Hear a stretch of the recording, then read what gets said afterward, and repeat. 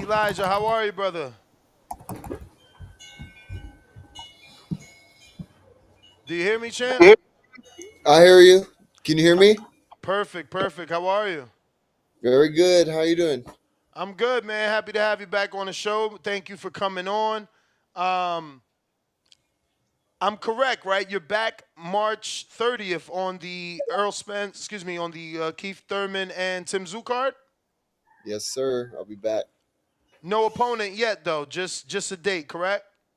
We're looking to fight Kyrone Davis. Oh wow. Okay. Kyrone Davis. Okay. That's a good fight. Common opponent with David Benavidez. He's been Then around the business for a while. Sparred a lot of people. Trained by Stephen Edwards. What do you know about him? I know he's experienced. He's a veteran. He knows how to stay in there, and he knows how to get the rounds. You know what I mean? He knows how to. He's been in there with a lot of good guys, so he knows what he's doing. And this is going to be at 160, correct? 160 pounds. 160. Okay, because he's fought as high as 168 and as low as 154 early in his career. He's durable, man. He's really a durable fighter that really doesn't get stopped. He's only been stopped by David Benavidez. Is that something you look forward to? Seeing can you become the second man to stop him? Not really. I'm just looking to get these rounds, get these experience, and hopefully after this fight, I can get the winner of Lara and the number one contender. So it's just I could care less about the stoppage. Okay, so you're looking at the winner. That's a good fight. Would you prefer Laura to get the win because he has the name in the boxing industry, or to you it doesn't matter? It don't matter to me as long as I get the opportunity. Cool. So, how long have you known it was going to be Kyrone Davis? Probably for about maybe a week or so. Oh, We okay. just So got this is new then. yeah. Okay. Do you feel that's going to be enough time? March 30th. It gives you about 2 full months, give or take. Yeah. I've been in the gym the past couple weeks. Staying in shape, and we just got to gradually pick it up. What did you think of Kyrone's last fight? I mean, it wasn't his best performance. Um, he he had a tougher time than people expected. We didn't expect him to have a tough time in that performance versus Cruz, I believe it was. Yeah, we had Cruz both fought. Stewart. Cruz was, I thought Cruz was winning a little bit, and then he kind of gassed out. But I don't know. I figured he should have stopped Cruz if he was really supposed to be that good. I don't know. Cruz is a good guy. He got much better since I fought him. So styles make fights, and that's styles make fights, and I like to fight. Do you think that you would outwork a guy like Kyrone Davis just based off your style, or is it more based off youth? Um, you know, the fights I did, I've seen him fight, and he don't really throw too many punches, and I think that goes towards my advantage because I do throw a lot of punches, and you know, yeah, I think I could wear him out a lot faster than most. Hmm. Were there any other options outside of Kyrone, or was that the only name given? That was the only name given. For the most part, I stay in camp. I stay in the gym, and they give me a date and they give me an opponent, and I say yes, no matter who it is. So that was the only name they brought to me. Where are you, champ? You have like the most amazing background. You got the wind chimes in the back. Are you on a ranch, a farm? Yes, sir. I'm at home. This is my ranch. Oh, We got a wow, nice. we got a couple cows, lots of sheep and lots of chicken. So And I just got done take care of the animals right now. To be honest. so, where do you hold camp right there on that facility and bring people in, or do you drive into town? Like, how's that situation? For the most part, we're here in Arizona. Well, I live in Whitman. We train in Buckeye. It's about 20 minutes away, but um, you know, I go into Vegas for a little bit, and then I'm back here on the week. So I Okay. just go to Vegas for the weekends to get some good rounds, and I'm back. All right. What gym do you usually go in Vegas? You know, I'm out there. Obviously, I'm here in Florida now for a couple of months trying to escape the cold that is Vegas in the winters. People don't know how windy and cold it is, but where do you normally go? DLX. Okay. Yeah. That's the new hot spot it's looking like. Everybody's there. I've run into a lot of cool people there, so it's kind of exciting. So that means you've gotten some sparring with Caleb Plant at DLX or not yet? Not yet. Oh. So I got a couple of questions here from the fans. We got Sober Francis, I think. He says, damn, this boy is hot. How long do you plan on staying at middleweight, and how do you plan on becoming undisputed? Let's see. I make 160 no problem right now, to be honest. And we just got to take it one bout at a time. I don't see myself moving up in weight, anytime soon. So the plan is get the winner of Lara and the number one contender, and we'll take it from there. But I don't want to look past this fight at all. What weight class do you see yourself ending your boxing journey in? Probably 168, but I could probably stay at this weight another 2 or 3 years, no problem. We got Mosby Clemente from Phoenix. He says, shout out to you. It's good to see someone from Arizona doing so well in the boxing. My question is, do you ever plan on coming back to Arizona as a main event? That's the goal.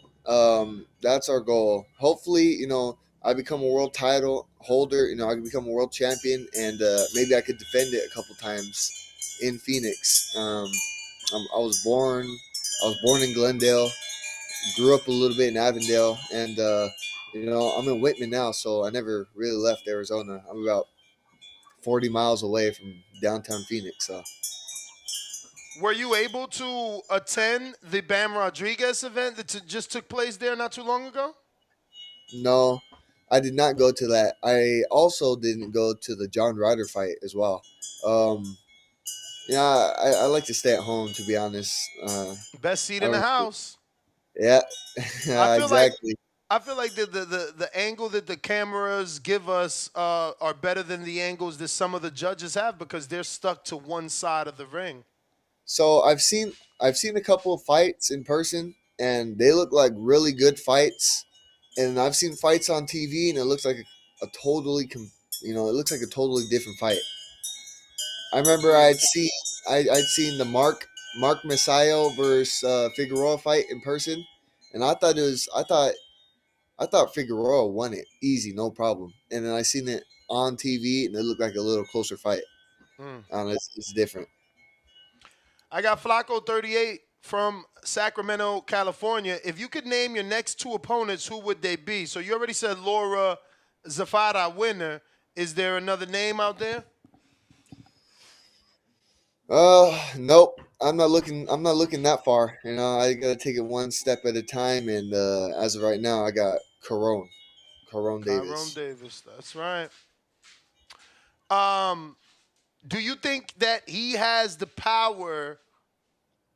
Do you what how first of all, do you think he's a power puncher? Um, I don't think so. I've seen his box rec. He has like 17, 18 wins, like 5 knockouts. Um, I'm sure he does hit hard, but maybe he's just, maybe it's just his style. I'm not sure, but I don't think he's a knockout artist. I've fought a couple, hard hitting guys that had, a couple knockouts, and they didn't really hit that hard. So I can only imagine how this fight's going to be. Yeah. Um, do you feel fortunate? And maybe that's kind of an easy question, but do you feel fortunate to be on this March 30th because it is the first PBC card on Amazon? got a bunch of big names on it. You know, Keith Thurman is back. He's taking on Tim Tszyu. You have Laura on the undercard. It's just a lot of names that, you know, boxing fans know. Yeah, I'm blessed, to be on the first card on Prime. I I, I wouldn't I wouldn't say I'm lucky because I've worked my ass off, but I'm definitely blessed, and I don't want this opportunity to go to waste. None of that, but I want to put a good performance so I can show the fans that I'm ready to take that next step and become a world champion. We got Octo that says, how many fights is Elijah planning to do in 2024? Let's see. Uh, I'm fighting 10 round fights now, so hopefully I could be back 4 times, Mm, 4 times, if not, maybe five at max. I wow. like to stay active. I don't like to fight, every 6, 7 months. I like to be active. I'm still young. I lack a lot of experience. We have James Valdez in San Antonio, Texas. He says, if Crawford actually gets the Canelo fight at 168, how do you think that fight plays out? I'm not sure because I think Canelo might be on his downfall. Like, Mm. I think he's running from Benavidez. He's cherry picking his fights. After what Crawford did to Errol Spence, I'm not saying it's impossible, but I think he does have a chance. Crawford is, Crawford shocked me. I didn't think he was that good, and now, I think he's probably the best fighter in the world. He's different. Crawford is different, and he shocked me. I think Crawford could pull it off. Mm. I got Peter that says, what did Elijah learn in the ring last year that helps him become a better fighter this year? I just got this experience. Last year, I had fought Vidal. That was a 4 round knockout. I'd fought Kevin Salgado. We went the full 10 rounds, and then I had fought Mondo Resendez. I went the full 8 rounds. And what I've learned is, you know, you, it's just experience, and you got to use that jab. It's what you practice in the boxing ring at home is definitely going to carry on to what you practice. I mean, to the actual fight moment, and you know, it's hard to explain, but the experience that I have now is what I was definitely lacking, and I'm just blessed. I don't know. It's hard to explain if you've never been in the ring before. There goes the Roosters. We got Abe from El Paso, Texas. He says, are you related to Elijah Garcia, the defensive end for the Broncos? No, so I've seen him. He's from Tucson, Arizona. It's funny you guys say that because when you guys search up my name, he'll pop up, and it's kind of funny that it's Elijah Garcia and he's from Tucson and I'm from Glendale. Hey, man, shout out to Arizona producing them athletes. Yeah. Um, he had a two-parter. He said, and how is your Spanish? We all know that being Mexican American comes with a lot of perks to reach both sides of the fan base. The green print. Expecting great things from you in the future, champ. Salute. Appreciate it. Thank you. I need to work on my Spanish. That's I lack. I don't speak Spanish at all, and I want to learn. But I feel like a lot of the Mexicans do like me, though. I'm Mexican American, but I consider myself Chicano, and I carry a lot of those Mexican traits, man. Like in the ring, I'm a banger. I fight hard, and that's because I got that Mexican blood in me. And not a lot of people know this, but my dad's he's a Mexican citizen, and my grandpa, he's you know all my family's from Mexico, so it's in me. I just don't speak Spanish. So, how did it make you feel, or how did your family react to hearing Keith Thurman? Because I took it as Keith Thurman just selling a fight, um, but I did see that the public is reacting differently towards his statements towards Tim Tszyu, calling him a flat-footed Mexican. Eh, I don't take it personal. He's just trying to sell the fight. You know what I mean? He's trying to sell the fight. He's trying to make it exciting, and I don't really care. You can say whatever you want. it don't bother me at all.